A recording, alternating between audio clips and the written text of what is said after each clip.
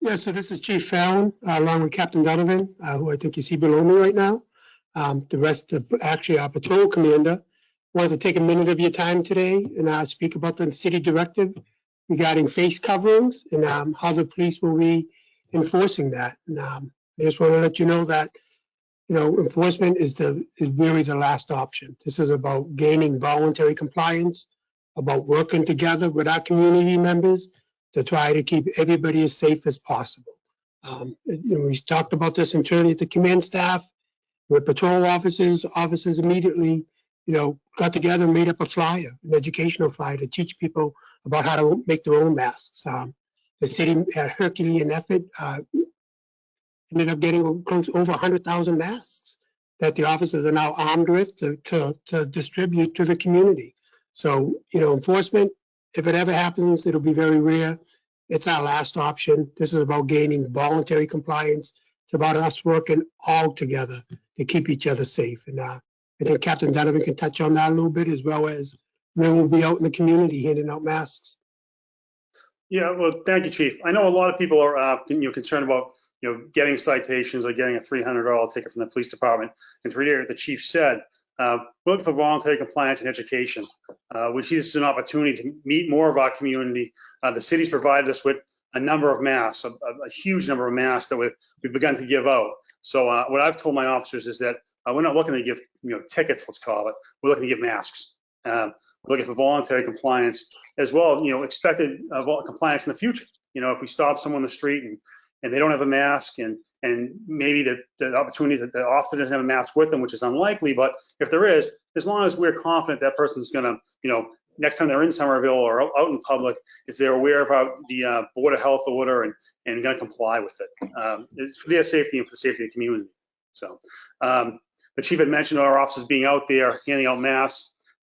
We do have officers specifically assigned to that every day during our day shifts and our evening shifts.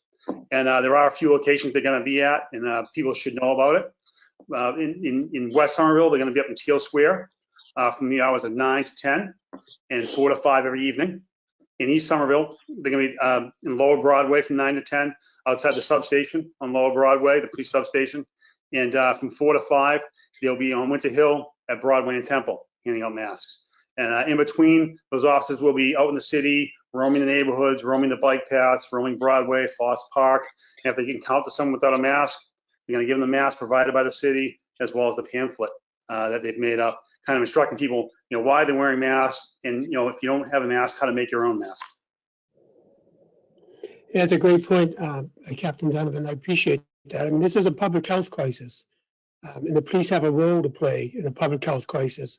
And that role is to partner with the city and partner with the community to keep everybody safe. And that's what we're looking to be. We're looking to be partners. We're not looking for the enforcement role. We're looking to lend a helping hand. If you don't have a mask, or you need a little more education on it, we're there for you. We're going to have, besides the static post that Captain Donovan mentioned, we're going to have officers all over the city, canvassing the city. Not looking for violations, but looking to help their fellow residents out by handing them out masks. So I could be more proud of the men and women of the Somerville Police Department throughout this whole public health crisis. I couldn't be more proud of the city's efforts, and I want to thank Captain Donovan for his leadership of the patrol division and all the work that he's done. So thank you very much, Captain, and I appreciate everybody's time today. No, like I said, it's an opportunity for us to meet with the community at a different level, not on a level of enforcing crime necessarily, but like public safety, public health. Just to mention one other point that has been brought up a number of times is people with young children under the age of 2. There's some concern about not being able to get someone 2 or younger to wear a mask. Completely understand that. Many of us are parents, the police department, we understand how difficult it is to be a parent. We're going to be as patient with you as you are with your children. We ask you just do your best to try to get your kids to wear masks. And there are ways out there. I've seen in the news and the media about how to make it fun. Put a mask on your doll, put a mask on whatever it is you have in your home, your teddy bear, and kind of make it a fun thing. But to the chief's point, we recognize it's a public health crisis, and police department are excited to pitch in and do our part. Great, it's a great point. And we know that Captain Donovan's point, there's exemptions for people with medical conditions and stuff like that, and the officers are fully educated on that. Our officers are expected to be empathetic and understanding, and that's the tactic they're going to take. They're going to, you know, if someone's having an issue, whether it be mental health or a health issue, officers are going to be understanding of that and take that into full consideration. So that's a great point, Captain.